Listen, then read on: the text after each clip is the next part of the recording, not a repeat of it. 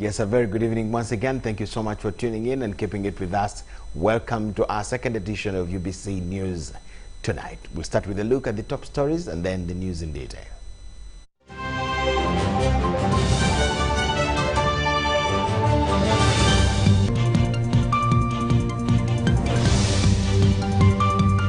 President Yoweri Museveni summons top commanders of a major assault on revenge cattle raid.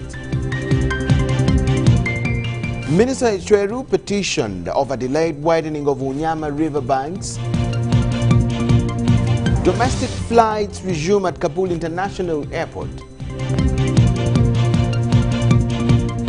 While in sports, 6 teams take part in baseball championship to select national team.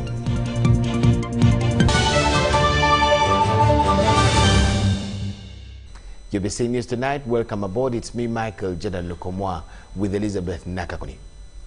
The KYABAZINGA of Busoga has reiterated government's commitment to give back kingdom property that was taken by the past governments.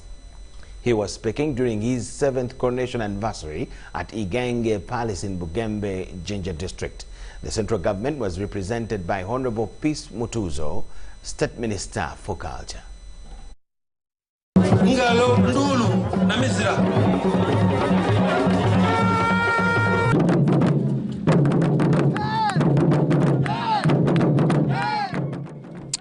The people of Busoga have a reason to smile following the government's commitment to return the kingdom's properties.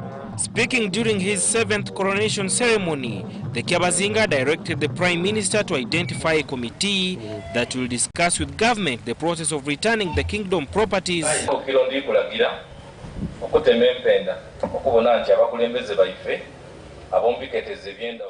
The committee will consist of cultural leaders, MPs and key personalities from Busoga. The central government was represented by Honorable Peace Mutuzo, who confirmed that the government is in full support of the process aimed at giving back the kingdom properties within a short time. Mutuzo said cultural institutions should mainstream gender relations and fight negative vices such as domestic violence, which is highest in Busoga region. Ms. Mutuzo was dismayed by the high teen pregnancy rate in Busoga during the COVID-19 pandemic and blamed it on poor parenting. I wish to assure you that all these issues will be resolved within a very short time. And therefore we wish to request that with the big network I have seen here of very energetic, able bodied men and the gracious ladies I saw walking around, we don't want to miss out on their future. The first Deputy Prime Minister and the Minister of the East African Affairs, Rebecca Kadaga, thanked the government for constructing the KYABAZINGA Palace. To say that in the last 2 years, we have not been able to organize the Kaguru climbing challenge for various reasons. We have not been able to go to Chando for the Haddington pilgrimage. We have not been able to organize the tourism week for the function was held under the theme Consolidating Your Culture Amidst COVID-19. In attendance were KCC Executive Director Dorothy Kisaka, cultural leaders, politicians from Busoga region and other invited guests. The Parliamentary Committee on Local Governments has discovered that most of government employees in Arua City managed to smuggle their names onto the lists of beneficiaries for the COVID-19 Relief Fund as vulnerable people. During an interface with officials from Arua City over the relief money, the committee discovered that even clerks who were compiling the lists registered themselves as border riders. The committee is investigating anomalies surrounding the distribution of COVID-19 relief funds, as we see in this report with Susan Naonga. With the top leadership of Arua City, this entire document was manipulated.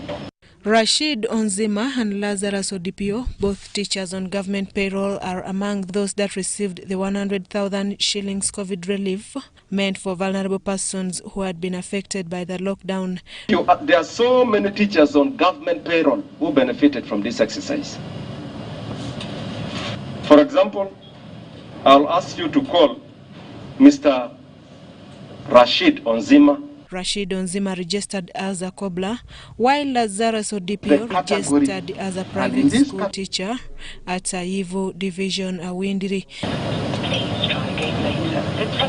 Yeah, his number is off.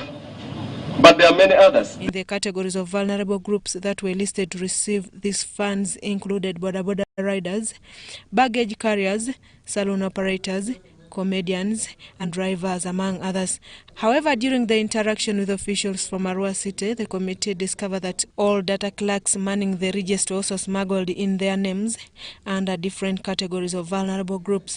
If we bombard this document with list of ladies who are not borders, there are so many waitresses in restaurants who have been complaining that they submitted their names and they did not receive this money. Let this data entrance be open to you and tell whether there were people who came directly to them. Because councillors and other government employees also registered and managed to manipulate the system to enter the list of beneficiaries. The list of beneficiaries presented by officials from Arua indicate that the intended beneficiaries did not actually benefit, something the committee blamed on reluctance by the technical team. Because if you ask that the borders should submit, and then you disregard the list they gave you, you enter your own, and then you put female border cyclists to almost 100, how does that happen? I know I'm making a trick. I want to enter somebody for a border, but I'm putting the sex of a male person to be a female. This is a stupid trick. The distribution of recipient funds in question for Arua indicates a 98% achievement, which would have actually met the purpose if the beneficiaries were genuine. So I would want the town clerk's office to come out very clearly to own the mess and tell us a way forward. It's very clear that the technical team in Arua, the town clerk, and his senior colleagues. The committee continues with investigations on COVID-19 relief distribution for other districts. Susan Naonga reporting for UBC TV. The Uganda Police Force has confirmed charging 4 more suspects over recent killings in MASAKA. Security has also urged the public to restrain from unnecessary calls for self-defense, as it may cause mob justice in the communities. Since the hunt for machete-wielding killers in Greater Masaka began, police has so far confirmed that 20 people have been charged and remanded. These including 2 opposition members of parliament. The investigations still continue. An additional 4 suspects, who include Kabuye Faizo, 27, Tamale Frank, 32, Musumba Bernard, 22, and Chirenga Badru, 47, were charged to court last Friday for the alleged murder of Kayemba. Apart from previous recorded number of arrests, most suspects are under police custody, though their identities are yet to be disclosed due to the ongoing investigations. For now, we tracked them down and arrested them from Kampala in connection with the vicious killings. The public has been urged not to be misguided by the public by forming parallel self-defense units, which might culminate into mob justice. And we ask them to refrain from this because it can easily lead to further acts of violence. Of course, it's unfortunate that sometimes you hear voices of politicians wanting to politicize the situation, and this is actually to call upon them to desist from such, because it causes unnecessary excitement in the public. Meanwhile, police is investigating the matter in which Kapchora Chief Magistrate Godfrey Rokaris was manhandled by police officers after finding him in a bar, allegedly intimidating customers. It was quite disturbing and unfortunate, As an organization, we expect the highest level of professionalism. Police publicists also warned the border riders that are engaged in crime to desist from that negative vice. Last week, 6 people were killed in incidents which involved people moving on motorcycles. Aggravated robberies of borders and the subsequent murders of these riders. In another development, UPDF is neutralizing the Liberation Front group from Diala Kong, which is committed to destabilize Zombo region. In the disarmament exercise by UPDF in Karamoja, 70 guns have so far been recovered, but the force is facing a challenge of its informers being killed. Some incidents of attacks on huts have been registered, and usually these are on accusations of those who are suspected to be handing over information or giving information on recovery of the hideouts of guns. In the Savannah region, police is holding a son of the late Joseph Kibwetere, Lugamba juvenile, of aggravated trafficking when he attempted to kill his stepdaughter. Lugamba juvenile Kibwetere indicated that the kid was so sick and that the sickness was infecting his other children. So he claimed he had visited several witch doctors who advised him to look for tortoise and voodoo, so that all the bad omen would leave the kid and it joined the tortoise. In enforcement of curfew directive, police arrested 1,387 people in last week's operations, impounded 1,051 vehicles and 4,067 motorcycles, though some were released after paying penalties. Abdul Nasir Lubwama, UBC News. First Magistrates Court in Masaka is yet to decide on the bail application of 3 suspects who were recently accused of misinforming police on issues related to Masaka machete killings. Magistrate Arthur Zidaba has set Thursday the 16th of September 2021 to continue with the hearing of Mwonge Vincent, Francis Kayemba and Peter Ocheng, who on the 28th of August 2021 are said to have lied to Assistant Commissioner of Police Paul Nkore, as alleged by prosecution led by Opio Caroline. In a related development, High Court in Masaka, led by Judge Victoria Nachin Tukatamba, has set the 20th of September to hear the bail application filed by lawyers of Muhammad Segirinya and Alan Sewanyana, respectively. The accused, who are both members of parliament, were arrested and charged with murder of 3 people in the space of Masaka killings.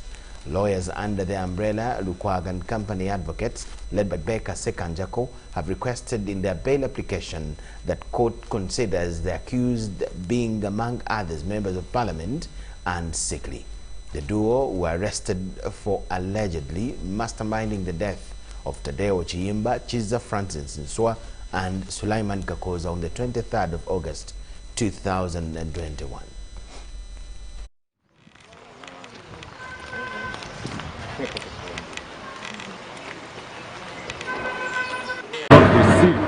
medical attention and treatment while in prison. So we are basing and premising our application on those grounds while in prison. So we are moving court that our clients be enabled to exercise their right of representing the people, to enable them go back and represent their people. The Katikiro of Buganda, Charles Peter Maiga, has advised opposition to sit with government and discuss issues of national development. This was during a meeting with the leader of opposition in Parliament, Mathias Mpuga, who had paid him a courtesy visit at Bulange Mengo. Monday morning, leader of opposition in Parliament, Mathias Mpuga Nsamba, paid a courtesy visit to Katikiro of Buganda and discussed different matters concerning development of Buganda and Uganda in general.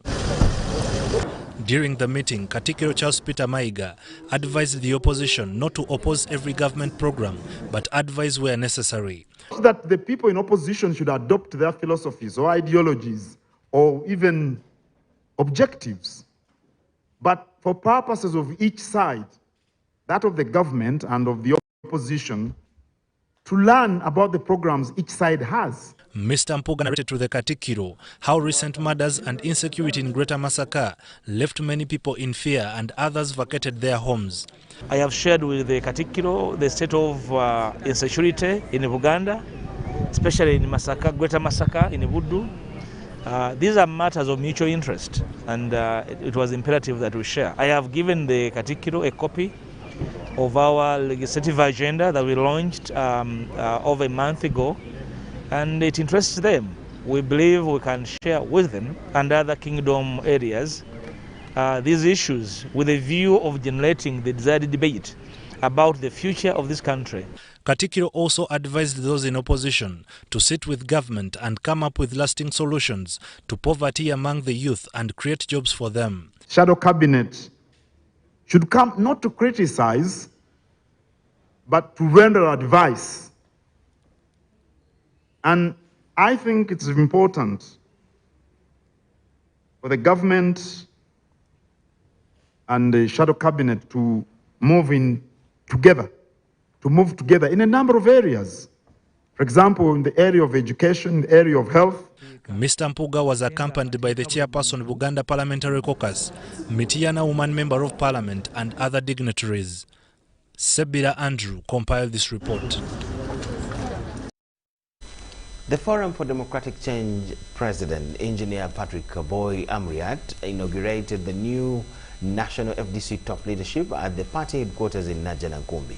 The National Executive Committee approved Kampala Lord Mayor Arias Lukwago to replace former Deputy President Joyce Sebugwao, who is now serving as Minister of State ICT, as well as Soroti Woman MP Anna Adeke, who is now acting Deputy President, Eastern Region, replacing Honorable Taka Kevina. Amriat requested the newly appointed leaders to serve the party with dignity, warning that if a member is found to be serving as a double agent, they will deal with him. The Honorable Sebugwao departs. In our wisdom, through a meticulous process, another big gun.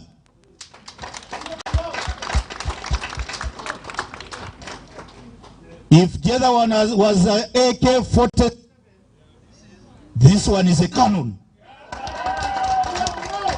While inaugurating the new National FDC top leadership at the party headquarters in Najanankumbi, Forum for Democratic Change Party President Engineer Patrick Amriat Boy reiterated the need for transparency and dedication to the FDC party principles. Coming to the choices that have taken oath today has not been an easy process.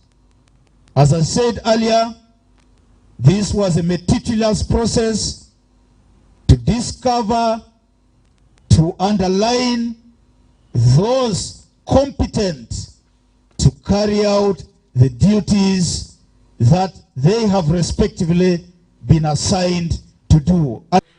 The two deputy presidents, Anna Ebaju for Eastern, Elias Lukwago for Buganda, and the party secretaries, Caps Fungaro, former Ubongi Member of Parliament as Chief Party Mobilizer, Okwera Moses for Agriculture, among others, all took oath.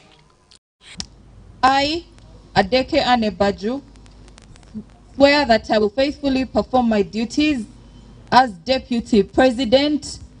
I, Lukwago Elias, affirm that I will faithfully perform my duties. Okwera Moses Mugisha, swear that I will faithfully perform my duties. They pledged to serve in accordance to the party's values and constitution.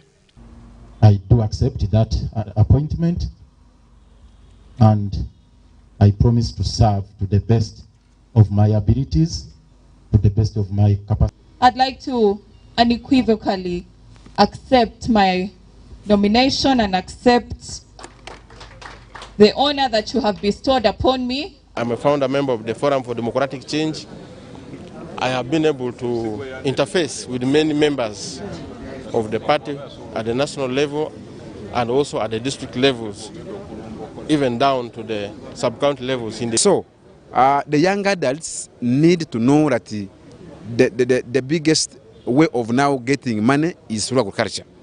Mr. Amriat also believes that arrests of Honorable Muhammad Segirinya and Alan Sewanyana following the rampant murders in MASAKA that claimed over 25 lives are politically motivated.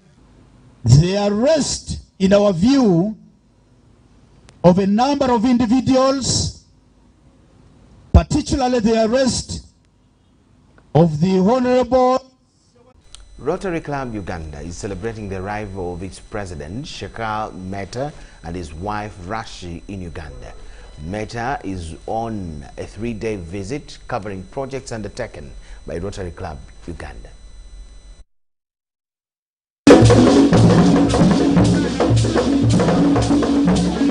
Rotary International President Sheikh Meta and his wife, Rashil, are in the country for a 3-day visit.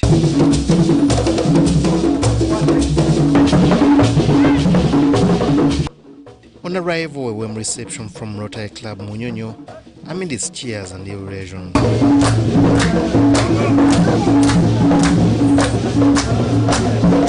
He has visited our country, and it's really a very, very interesting thing for us. We are very, very happy to have received him, because you are talking about the whole world, and Uganda is one of those he has chosen to come and visit. The RI president has come to do a lot of things, to launch a number of projects. We have a peace center, the only one we have in Africa, funded by Rotary International. It's in Makerere, so he'll be launching that. We have a project on a blood bank project.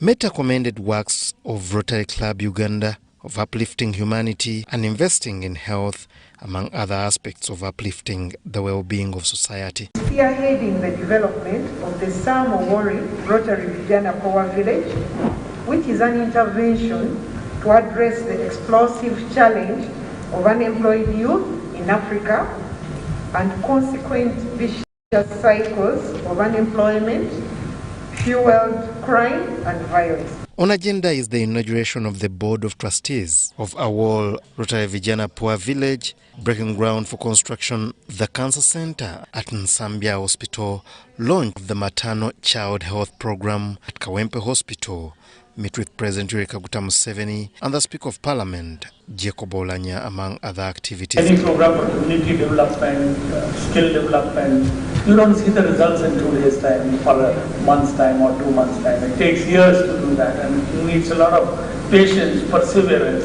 But the impact is long-lasting. Huge impact it has. It changes the lives of people. And what can give me greater satisfaction than to see a project where you serve to change lives? The visit is part of a 7-African nation tour. Meta has so far visited Kenya, where he offered help in education, water, sanitation and health issues on behalf of Rotary and promised to set up an eye hospital and e-learning. Minister for Lands, Housing and Urban Development Judith Nabakoba has halted an eviction of over 20,000 residents in Gomba district. This follows a directive to her office by the Speaker of Parliament, Jacob Olanya, seeking immediate intervention in the deteriorating security situation in the district arising from land wrangles. Residents of Bwaguzi village, Maseruka parish in Gomba district are facing looming eviction. It is alleged that one Nabirende is claiming ownership of this land, yet it has been in the hands of Untalaganyi clan for all ages.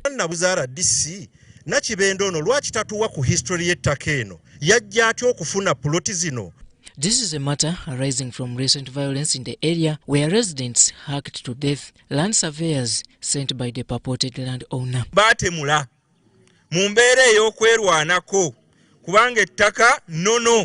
At this meeting convened by the Lands Minister Judith Nabakoba, Ntalaganyi clan administrators rubber-stamped their ownership, maintaining that they have no plans of evicting squatters.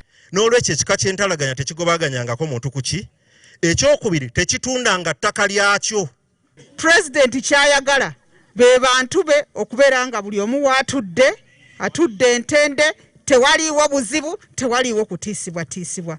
Nze gye emirimu egyampeebwa. Minister Judith Nabakoba was flanked by, among others, Member of Parliament Saz Godfrey, Woman Member of Parliament for Gomba District Sylvia Nayebare, JRDC and Katonga Regional Police Commander. Togera kulwa Uganda yonna, police mwe mutabudde ebintu bino. Twetaaga okwongeramu emisomo. Omuntu abeere ku kibanja kwatudde ng'ategeera bulungi nzaani ku kibanja kino. We have tried very much ably to handle land issues. Stringent administrative directives, which include protection of tenants, were issued by the minister. Obunkenke polisi nja kusaba mufunenga n'enkiiko mukomewo mumuwulirize ebizibu by'abantu mumanye biki bye beetaaga. Earlier, Minister Nabakoba was in the villages of Nkwari, Chitemu and Kisaka, still in Gomba to avert the looming eviction. Abakyusa abateeka enkola ey'okukyusa ebyapa mu ngeri y'ekimpukumpuku bali mu office yo ya Ministry of Lands. The contested land is approximately 3 square miles, with block number 209, plot 188 being claimed by one Waswapita. Ngwasibe teri kuddamu kuba bantu bananga polisi neme okwekwatirira bakanyama bajje batanga tulina ebitongole bya gavumenti ebino okuuma emirembe. Residents allege that such mistreatment might have costed the NRM party in the last general elections. Ndiwe NRM naye wake waffe kati wajjuddewo n'ennupu naye nga simu oyo mubinga obuzibu buva ku bino ebitutuukako. Magambo wekitiibwa Museveni COVID yatukola bubi bino nga bembe kugamba nali bimugambye ekisozi bino bye byatuwanguze Gomba akalulu ne kafa. Bakulembeze bannanga abali wano nga bwe tusonga mu Peter Waswa olulala lutunule mu ffe naffe tubeere beerufu byoyogera emisana by'oba oyogera n'ekiro. After the minister's engagement, residents decided to pull down the fences which had already been erected on their land. Robert Onyango, UBC News. Residents of ELEGU Township in Amuru District have petitioned State Minister for Works Musa Icheru over the delayed widening of the Unyama riverbanks. This follows a tripartite deal signed in 2019 between Amuru District, Trademark East Africa and Ministry of Trade, Industry and Cooperatives. In 2019, government signed a tripartite deal of 1.9 billion shillings to widen the banks of River Unyama, which is prone to flooding whenever the river bursts its banks. To date, no tangible works have commenced and the area continues to suffer flash floods, especially during rainy seasons. Janat Lokot, a resident of Lokori East, an area greatly affected by flooding, says they are not happy with the government's delay in widening the Unyama river banks to create a diversion. Yeah, but yeah, not even underground. This water, when the water comes like this, there is that water that collects in a pond, kind of a pond. It's the water they use for bathing. We use it here for bathing, and you find most of children with scabies. Wow. Then drinking? Drinking, they go to the borehole, but the borehole is very far. Richard Fakur tasked Minister Icheru and his team to expedite the works in order to save people since they have no other place to relocate to. The actual focus here is to be up, but no power because the flood, if it can, we are suffering a lot. The residents presented their petition to the minister and a team of engineers during their visit in the affected area. They also raised concerns of health conditions including dysentery, scabies, skin rashes, fear of cholera outbreak and rashes which are attributed to water contamination. I think the problem there needs a multi-sectoral approach. It may not only be a works approach. We also want the Ministry of Water to come on board because one of the issues is, I think, the desilting. They need to desilt that river Unyama. At one time they were talking about it, so we might also have to engage the Ministry of Water. In response, Minister Icheru said his first task was to assess the situation so that he can present a better report to government for speedy responses. Engineer, when you see us appearing like we're pushing you, all of you as a team. We are pushing you not because we just, it is the hope of the country. Elegu Township, with a population of 13,000 people, is one of Uganda's business hubs and entry point for East African countries into South Sudan.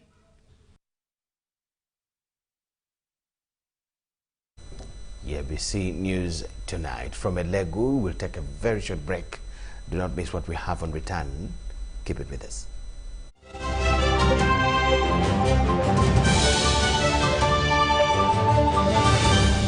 Today in history. Today, the 13th of September 2021, marks the 7th coronation anniversary of KYABAZINGA William Gabula Nadiope IV. Born on the 1st of November 1988, William Gabula Nadiope IV is the reigning KYABAZINGA of Busoga, a constitutional kingdom in modern-day Uganda. He is the son of Wilson Gabula Nadiope II, a one-time Minister of Tourism in the Ugandan cabinet, and Josephine Nadiope, who died in 1993.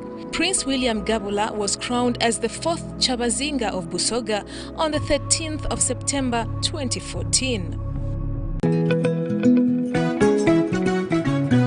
My home, I smile when I think of you, Uganda. My home. My home, I dance when I look at you, Uganda. My home, oh my Uganda. I know. With you, I'll always stay forever. I know, because I feel that we belong together. My home, under the sun so bright, under the moon at night, on my heart, mommy, oh my Uganda. Hey, mama. At MTN, we look forward to starting another exciting journey together to grow our home, Uganda.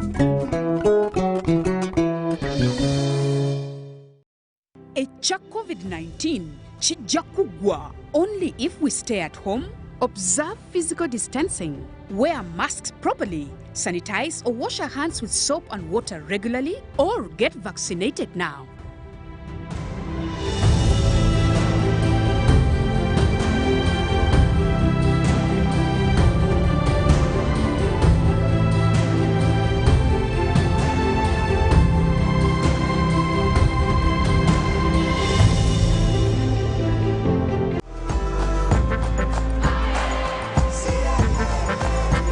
Uganda, today is a great day to work towards your dreams. Dial *185 *7# and select savings to save as low as 500 Ugandan shillings on regular savings or 250,000 Ugandan shillings for fixed deposits. Airtel Money Super Saver is powered by KCB Bank Uganda. Airtel Money, instant, secure, borderless. T's and C's apply.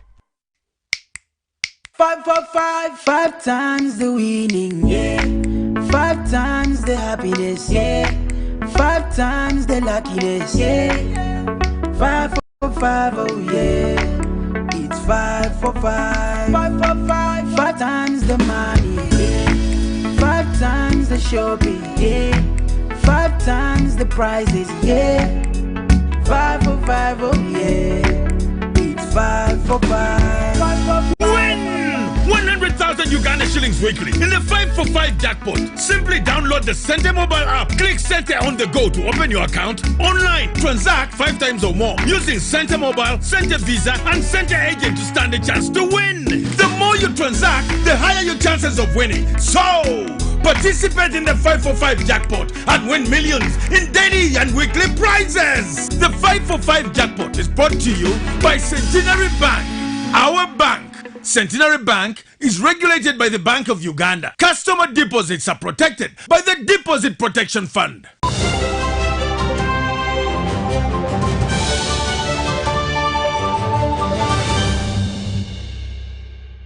UBC News tonight. We'll come back from the break, and thank you so much for keeping it with us. A total of 47 people want graves of their loved ones be exhumed from GULU Logistic Hub project site. The graves on the 107 billion trade hub site are on a 54-acre piece of land located in Laibi Gold Down Cell in Badeji, Laibi Division, GULU City. Residents of Laibi Gold Down Cell in GULU district are demanding that the graves of their loved ones be exhumed, lest they block continuation of the GULU Logistic Hub project.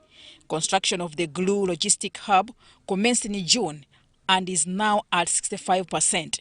Through their chairperson, Dennis Ochelam, the grave owners petitioned GULU Resident City Commissioner, Uganda Railways Corporation and Trademark East Africa, demanding for the removal of the graves and compensation.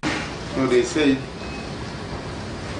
what we can do, we should get the owners. So I got the owners around 47 who are there, the owners of the graves. Some are dead, but the relatives are still alive. They are claiming. And then some graves there, we cannot not count them. Around over 50 there, we cannot count them. But what we discussed, we cannot not pick this grave in our customary way. Because in our customary way, when you want to pick the grave from where the war zone is, we call it La March. You pick it from there up to Noya or Lamont. Ashlem says that the 50 graves that were within the project site have already been graded without their consent. Relatives of the deceased are each demanding 3 million shillings payment. Not to count, to pay the grave one by one, but a person, where you have 4 graves, if you can give them 3 million each, this is what they discussed. Then we also discussed about the remaining one. What are we going to do? We discussed that it should now be a mass short way of body. Either they go and talk with the municipality or they buy a land somewhere, a small one, they dig it there, they pick the whole of this one in a mass way, they bury it there. Ashalam says that an earlier engagement with the project management valued the graves and agreed relocating them, but this was defied. GULU West Division City Mayor Patrick Ola Lumumba told Minister Echeru that the community around the project had responded positively, calling upon the project management to consider the concern and expeditiously compensate the people. Minister Echeru urged for patience. Government is the best because the government is around it. Even if NRM retired today, the next government has that commitment to pay people. So that's the beauty about government. It's different from if it is a churu, I can just run away. So government is the best. The commitment of government is total. These people will be compensated. Works on the 107 billion shillings GULU Logistic Hub are expected to be completed in December 2021. It will comprise of a dry port with both rail and truck terminals. The major features include container freight station, customs clearing site, container holding station, container cleaning and repair station, and a trucks and vehicle holding station, among other customs administrative units.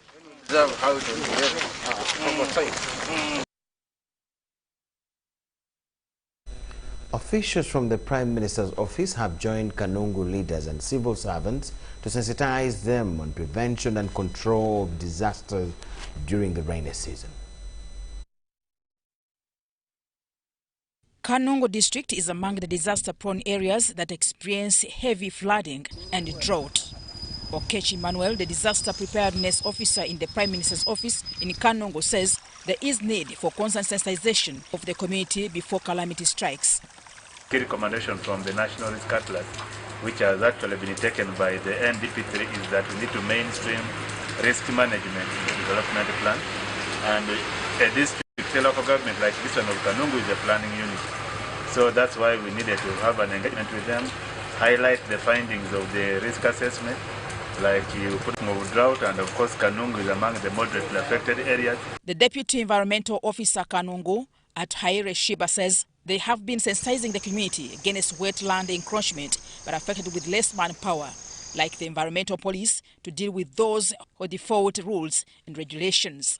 For everyone to know that there is a value of wetlands, Therefore, they have to conserve them and protect them, because their roles, once they are degraded, they cannot be repressible.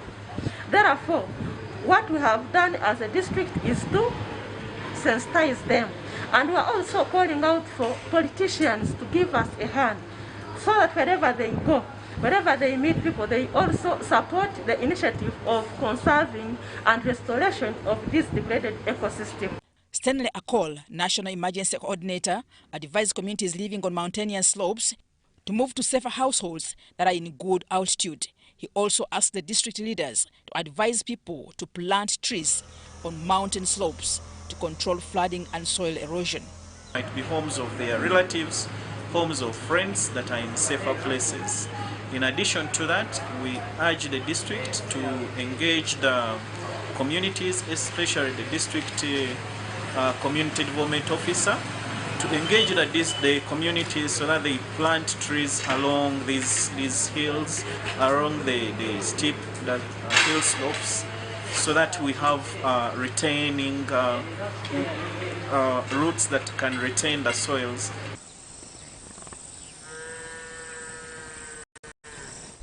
Health workers and business actors have been warned to stop advertising and promoting breastfeeding milk substitutes in hospitals and clinics to mothers to up to 3 years. Researchers say this milk is too dangerous to children's health, even when mothers think they can forego breastfeeding without reasons.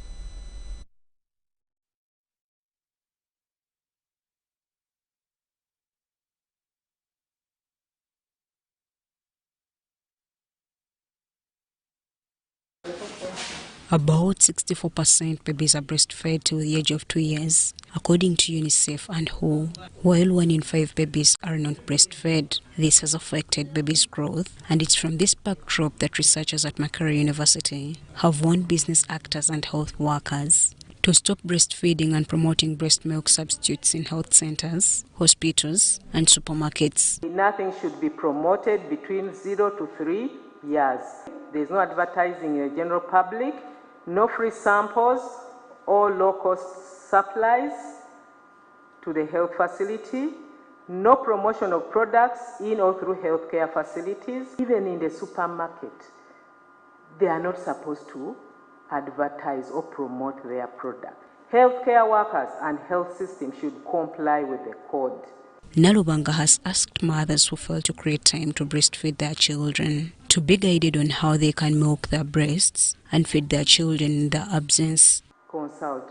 And we have now programs that are being run by the food industry. They are the ones giving nutrition education in health facilities. This is your child that is struggling, crying out, "Mommy." Dr. Richard Kajura from MAKERERE School of Public Health believes women just ignore their mandate, forgetting the dire consequences this could have on their baby's health. They lack knowledge, and any person that talks to them to interface or to allude to the health of their children or survival of their children, they uptake. We need to put a capacity across all boards. People are aware of what to do, but they are not doing it. Educated, the very rich, people with PhDs, master's degrees, who are mothers and fathers, are the ones violating the breastfeeding practices. Most of them are even nutritionists. So the issue of behavior change is important. At national level, policies guaranteeing parental leave and right to breastfeed in the workplace are critical, as are restrictions on the marketing of breast milk substitutes. Within health facilities, mothers need information and support to breastfeed immediately after birth and beyond. Shaidat Nasaku, UBC News. The continued closure of schools countrywide has forced some institutions of learning to conduct exams virtually. MAKERERE University Monday commenced its ever online exams, but as Saddam Mubale now reports, the system has been challenged by huge numbers of students and has experienced constant breakdowns in the course of the examinations. Go to next page, the activity is hidden. Makerere University is conducting its ever online examination system, which commenced on Monday, with different students from different colleges taking on the examinations virtually. Allow a certain number of students to do an online examination in that specific time that is stated there to be done. So it's very challenging. But for Alianza Brenda, the system has proved more difficult, and she's left in a state of dilemma due to inability to access the website. We don't know what's going on. I think we are many students and we are overwhelming the system, and therefore some of us are not accessing. For example, me, I did questions 1 up to 3. Going on number 4, they told me it is not accessible. So I've logged out, logging in, I'm not seeing the exam option again. So I'm really confused. I've tried to make inquiries. Everyone is going about it. Online exams are a tough thing because I personally do computer science, which has a lot of math. So we guess we shall have to download the papers, print the papers, write the answers on sheets of paper, and then scan the answers, turn them to PDFs. So I'd actually find a hard thing finding scanners in the village, printers. That's why I tried to come to town to speak with my sister. The online examination system is done through Makerere University Electric Learning Environment, where students log in their details and pursue different courses online. You go to the learning management system and download the question paper. After downloading the question paper, you can now look at the question paper and see what it requires of you. If it requires you to go to the field to analyze issues here, then you go and then you write up the question paper to yourself, go and answer it offline, and then come back, put it back in the container where the lecturers will go and find it and get it for marking. The system is characterized by real lifetime questions, where the examination is real-time and the student is required to answer questions instantly, and take-home essays where students download examination questions and submit the answers after a given time. Chose to use live, real-time quizzes, or those are quizzes which are done on the computer. That's one of them. We chose to use take-homes, essays. We chose to use claims, what we call claims, or we chose to use reflective journals. We chose to use group work, presentations, and many others. There were over 15 modalities that we chose. But I like the fact that we requested them in my engagement. I requested management, I requested the Vice Chancellor, I requested DVC to have this particular system called Mowele. In Makerere we have Mowele, Makerere University E-Learning Environment. That is the accredited system that ought to be used for administration of examinations in the university. But this system has had issues for a long period of time. Dr. Paul Muinda, the Deputy Principal at College of Education and External Studies, notes that due to big population of students, the system is overwhelmed and students with disabilities will also face a difficult moment. Could do with the smaller capacity at that time. But when now everyone was required to get the learning management system, the capacity became so small.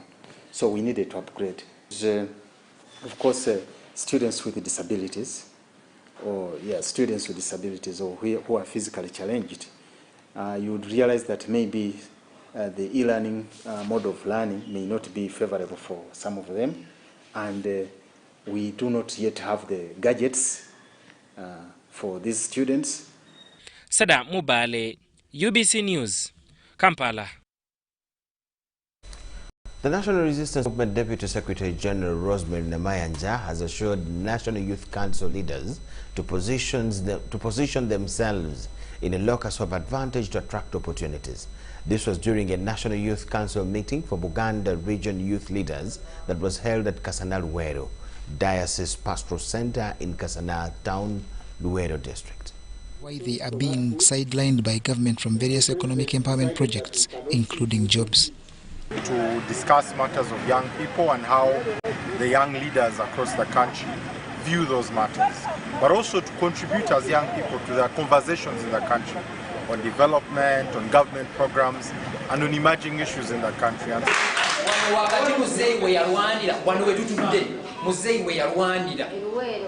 tukwabakoze eki kitutannategeera kubanga newe kibanga abakulu baffe kale babanyiiziza neffe abato twagezaako. This was during a National Youth Council meeting for Buganda region hosted in Luweero. Don't involve yourself in confrontational, adversarial actions. You have a right to demand for anything you want, but you do it in an assertive way, not aggressive way. Many young people don't know the difference between being assertive and being aggressive. If you're aggressive, you repel, but when you're assertive, you attract. The youth cite nepotism in most government appointments, but to National Resistance Movement Deputy Secretary General Rosina Mayanja, that is far from the truth. Render yourself relevant,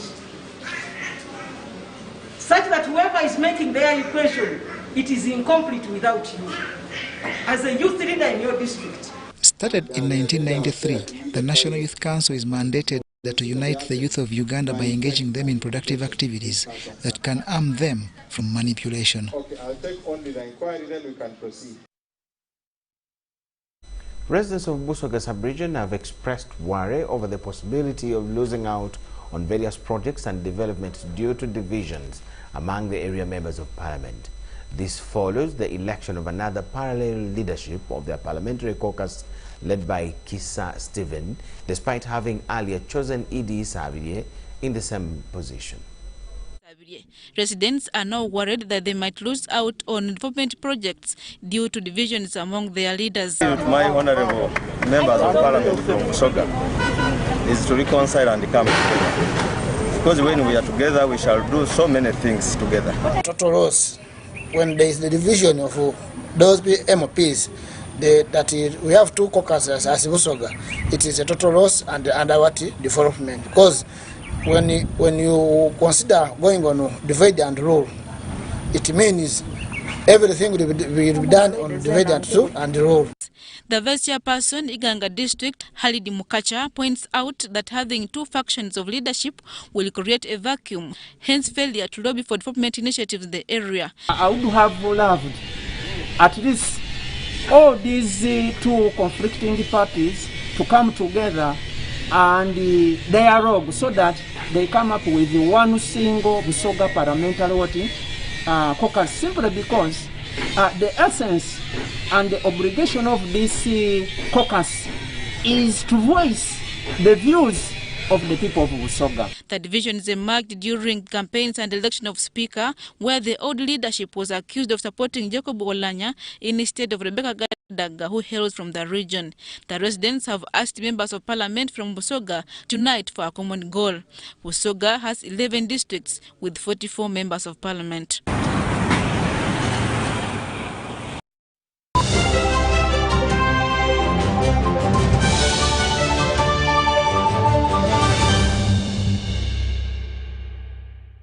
Be alert!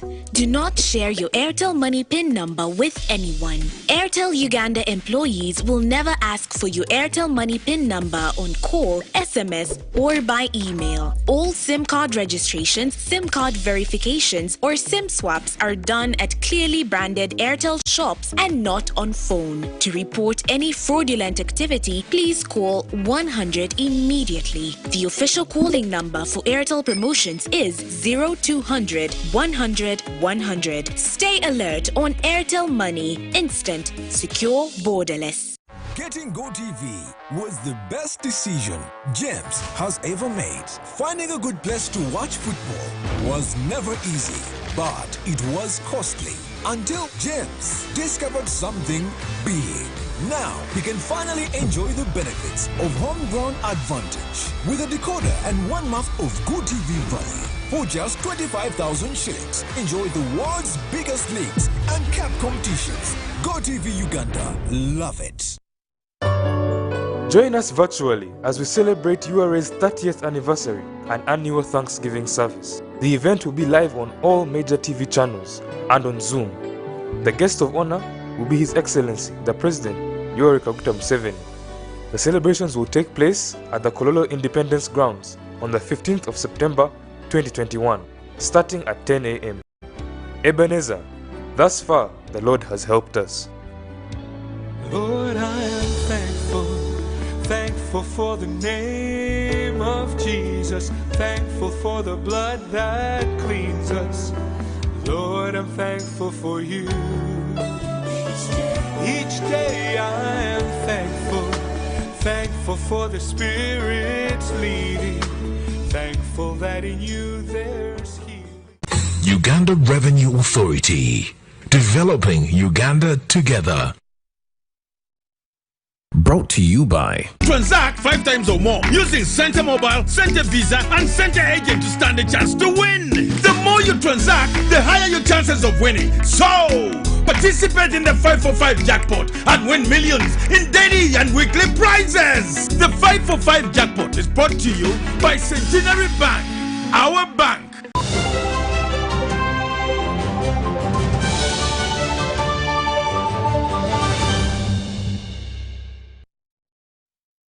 Southwestern Uganda is to benefit from a renewable energy solution model that shall see over 100 rural households connected to energy solutions. The intervention will strengthen access and affordability of locals not connected to the national grid, supported by the Association of Sendea Uganda. Kabale district is situated in Greater Kigezi region, and it is always characterized by a cloudy environment. In order to retain power for domestic and commercial use of solar solutions in the area, renewable energy solutions must be of higher quality. Weather disturbs people, because you find if someone from, let's say, Kasese, if you buy 10 watts from Kasese and one from Kabale buys 30 watts, you find you are getting the same power. It means Kasese is having a lot of sunshine as compared to Kabale. Buyers of the solar energy accessories in Kigezi acknowledge that communities will benefit more if the quality of solar products is guaranteed. Abana babirataka muri uko barashoma ibitabo byabo ngiyo n'ubu ntwesigo butwabona ubu buhereza abana bakweyongera kushoma ibitabo. The seventh solar village is found in Ruhita village in Kafunjo parish, Buhara sub-county. We plan to do more solar villages, God willing, and also with the availability of funds. We are impacting lives and communities to have clean energy and affordable, of course, yes. And we are also using quality products. The Solar Aid Initiative under Sendea project is promoting wider access to cost-effective renewable energy accessories to rural communities, which is expected to boost trade.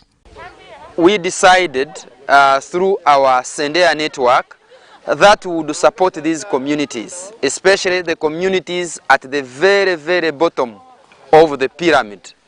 These are the communities where there is completely no access to energy, and in this case we are talking about access to electricity, hydroelectricity power. And so we decided that these communities be supported through our solar village program. The model allows those with modest incomes engaged in agriculture to strengthen micro-enterprises through acquisition of subsidized solar energy solutions. Sandra Kahonde and Vincent Wamondo, UBC News.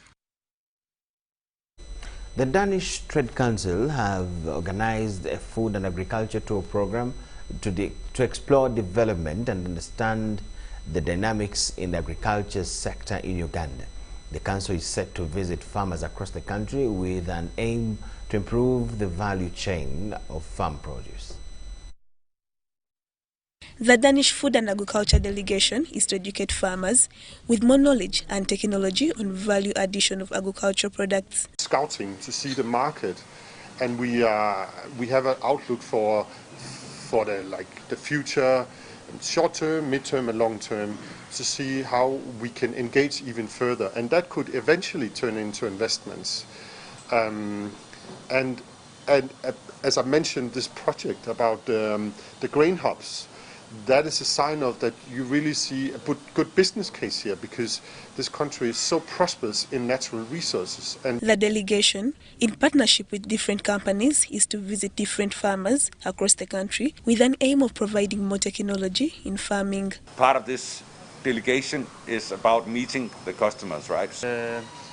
understanding their business, and with the technology we have, we will see how we can help them to be more efficient and to take advantage of the technology we are bringing. Look at engaging more with Uganda. It's all about also increasing the value chain as such.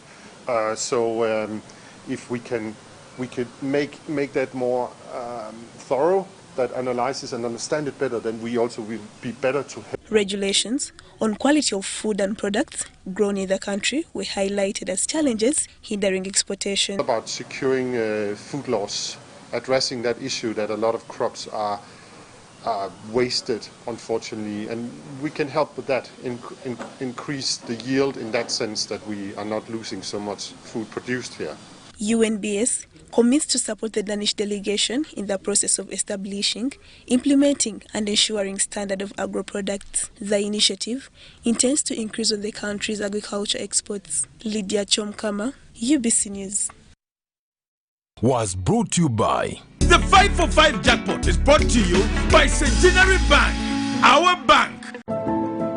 The Uganda Cancer Institute, together with the Palliative Care Association of Uganda, will host the 3rd Uganda Conference on Cancer and Palliative Care from the 23rd to the 24th of September 2021 on the theme Cancer and Palliative Care in COVID-19 and Other Challenging Situations. The conference will be held virtually with some sessions broadcast live on UBC TV plus workshops at hospitals to bring together at least 400 stakeholders. The Prime Minister of Uganda will be chief guest at the opening session, and there will be a keynote address by the Director General of the World Health Organization. To participate, register through https://conference.uci.or.ug/ at 200,000 shillings only for Ugandan delegates. Upcountry delegates will attend through satellite facilities at regional referral hospitals, hospices and palliative care organization centers and referral cancer centers. For more information, call 0392 080 713 or 0414 540 410. Email conference@uci.or.ug or conference@pcau.org.ug.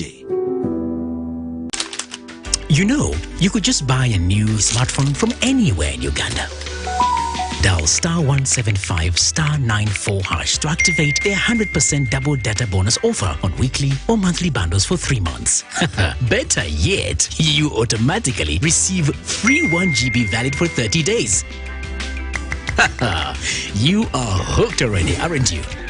Enjoy a 100% double data bonus from Airtel. Buy a smartphone from anywhere in Uganda and insert an Airtel SIM card. Dial *175*94# to activate a 100% data bonus offer on weekly or monthly bundles, valid for 3 months. Dial *175# and select your preferred bundle to activate a 100% data bonus offer on weekly or monthly bundles, valid for 3 months. Airtel, the smartphone network.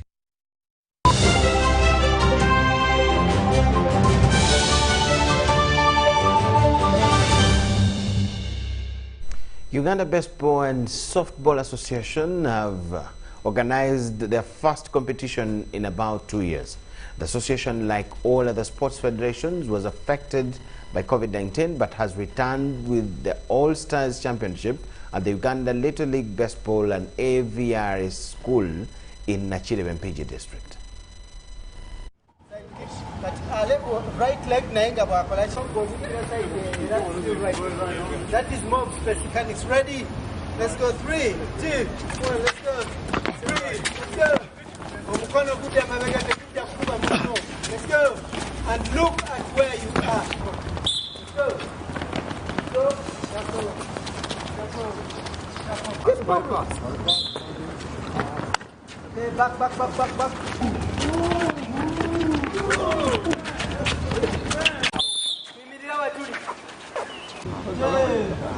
And 1.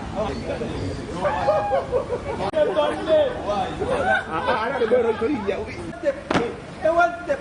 Under 1 step. You can't give me a 2 step. 2 step. 2 step. You can't give me a 3 step.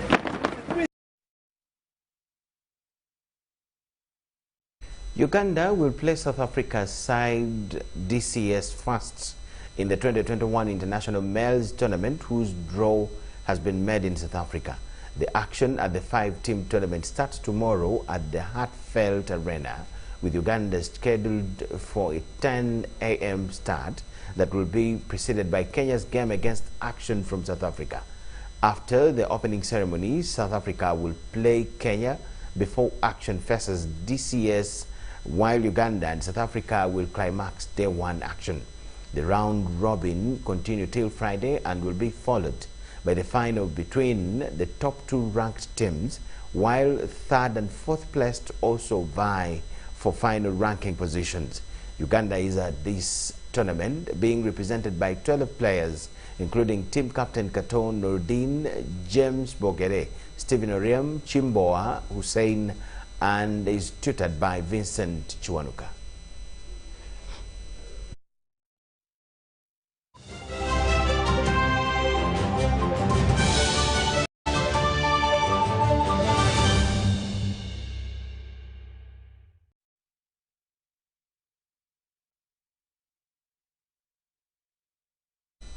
Thank you so much for watching. That brings us to the end of all we had for you tonight.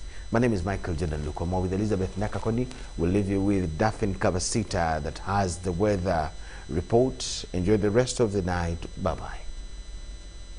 Areas around western parts of Uganda, central Uganda, and some few areas around the lake, we had showers in the morning. Those some other areas, especially the northern, we had sunny intervals. Later in the afternoon, cloudy conditions prevailed in most parts of the country. Though some few areas had still sunny intervals.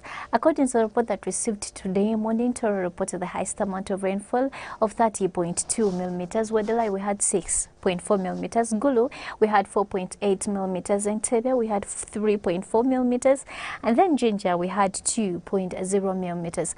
Other stations still report the rainfall, though they are less than 0.1 millimeters. According to the satellite image, we see that the rain belt has slightly shifted northwards because of the high pressure center that is over land, though we are benefiting from the winds that are coming in from Congo towards the western part of Uganda. Also some moist winds that are coming in from the lake, from the mountains, from the forests around. That's why we are having showers in most parts of Uganda. For tomorrow, we are expecting to start the day with sunny intervals in most parts of the country, apart from the central and around Lake Victoria, where we are expecting showers. Later in the afternoon, we are expecting isolated thunder showers in most parts of Uganda, though some areas will just have sunny intervals and cloudy conditions. Temperatures expected to rise to 24 degrees Celsius, that is southwestern part of our country, Kabale.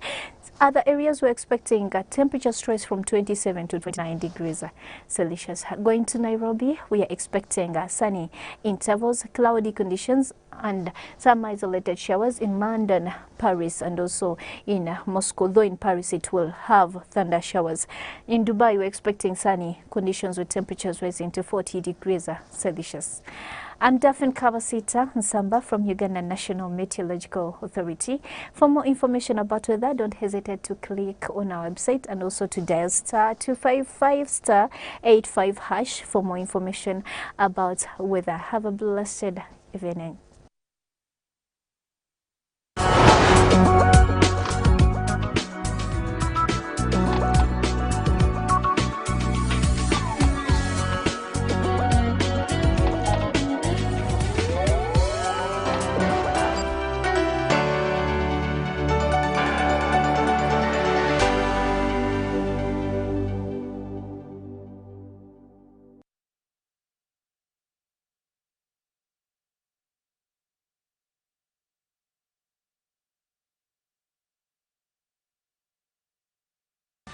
Ninze Wim van Halleputte, CEO w'ekitongole kya MTN